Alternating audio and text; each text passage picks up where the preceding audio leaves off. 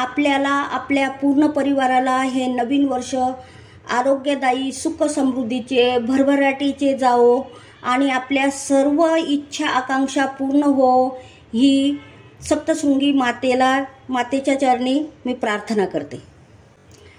आज आपण बनवणार आहोत झणझणीत शेवची भाजी. त्यासाठी 1 वाटी खोबरं घेतलेलं आहे, 200 ग्रॅम शेव घेतलेले आहे, 1 चमचा बडीशोप, जिरं, ओली हळद, आलं, लसूण सर्व मी एकत्र घेतलेले आहे, कारण ते वाटायचे, आणि 5 कांदे घेतलेले. आपण आता सर्व कांदे असे व्यवस्थित भाजून घेऊ. पद्धतीने आता आपले कांदे भाजत आलेले आहेत. थोडे आणखी भाजून. आपले कांदे आता अगदी छान भाजून झालेले.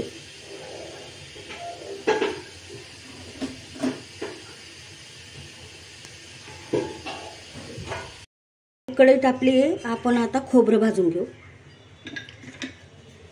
खोबरं आपल्याला जास्त भाजू द्यायचं नाहीये.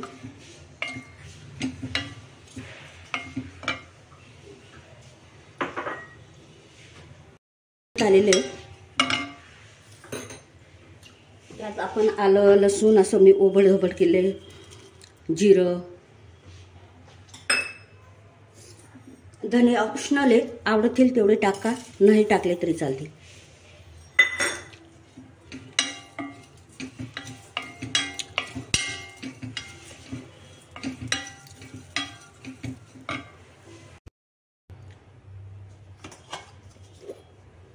आता आपलं हे कांदा, आता एक खोबरं, आपण जिरं वगैरे सगळं मिक्स करून हे वाटून घेऊ. आता भाजलेलं आहे.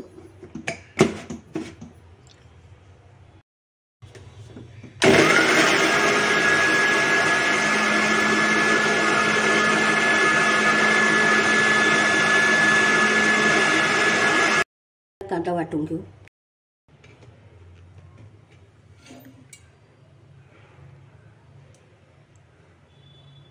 मी जवळजवळ दीड पळी छोटी तेल टाकून घेतलेलं आहे.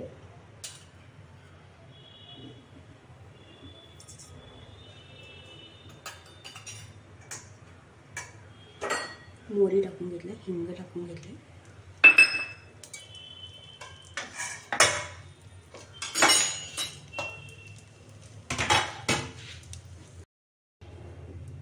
आता आपण मसाले टाकून घेऊ. हे आपलं खोबरं, जिरे, लसूण सर्व मिक्स केलेलं.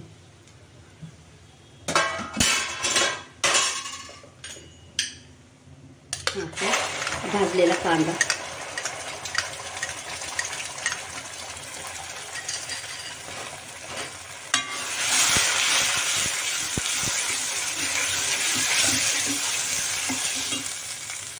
आपला मसाला अगदी व्यवस्थित तळला गेला आहे.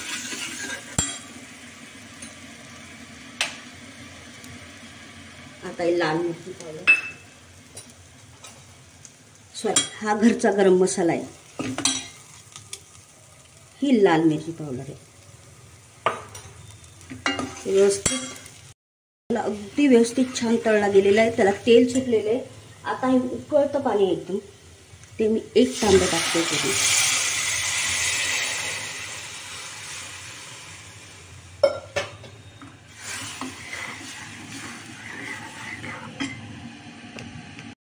जे 6 लोकांसाठी अजून आपण थोडं पाणी टाकून घेऊ. 1 तांबे टाकलो होतं आधी. याला उकळ येऊ देऊ.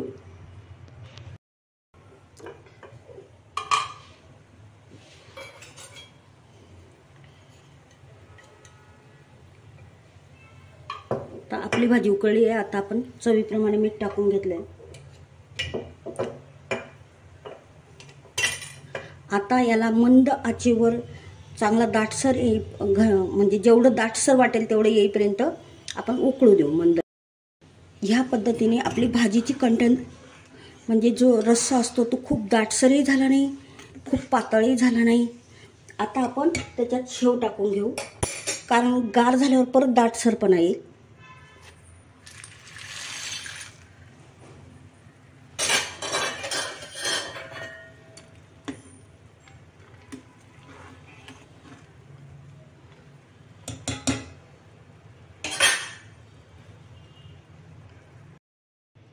आता आपण भाजी 1 मिनिट उकळलेली आहे. आता आपली छान रस्सेदार भाजी तयार झालेली आहे. शेवची भाजी आवडल्यास लाईक शेअर सबस्क्राईब करा सप्तशृंगी चॅनलला.